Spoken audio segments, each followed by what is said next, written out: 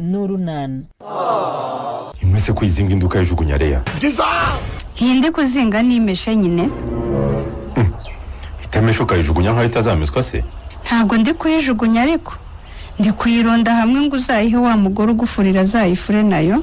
Reka nkuzane ikarito nshyiramo iyo ntaramesa uba ariho uyishyira. Nta kibazo yizane. Nuko mbona iya siporo yose yanduye ejo nujya ntuzabona icyo ujyana. Imyenda ya siporo ngira Suzuki ingana. Shaka nahera kuwa mbere nkagera ku cyumweru. Kandi ntarasubira mu mwenda nambaye. Ariko ziko ntarinzi ko ukora siporo bigezaho.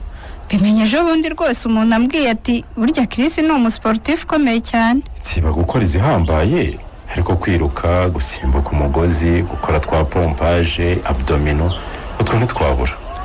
Niho kuri uburanga bwawe bwose. Neza gukora siporo nibyo bituma umuntu agira uburanga. Bikomeye cyane. Ukagira umubiri wumutse, amaboko afatika, igituza wareba ukabona koko ko ari umuntu w'umugabo. Batera umuntu isoni Leya. Isoni zikise. Niba uri mwiza nkaba mbivuze ikibazo kirihe. Sabura koze ubwo niko nyine ubibona. Siko mbibona gusa kuko niko biri. Uri umusore mwiza sibanga.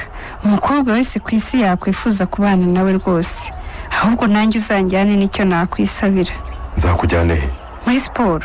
Nanjye nkunda siporo cyane nuko mburontera ingabo mu bitugu ngo tujye tujyana. Wagiye se tukajyana ko ntajyanye siba. Bakubahiriza gahunda gusa.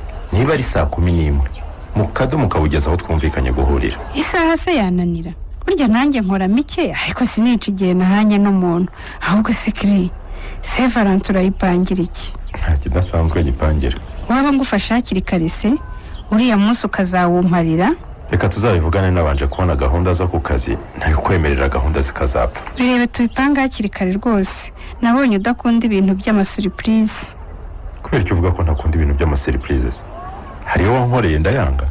Ubu saka kanya wiyibagije ariko se ryo kuzana mama kugusura nta guteguje ryari ringeze.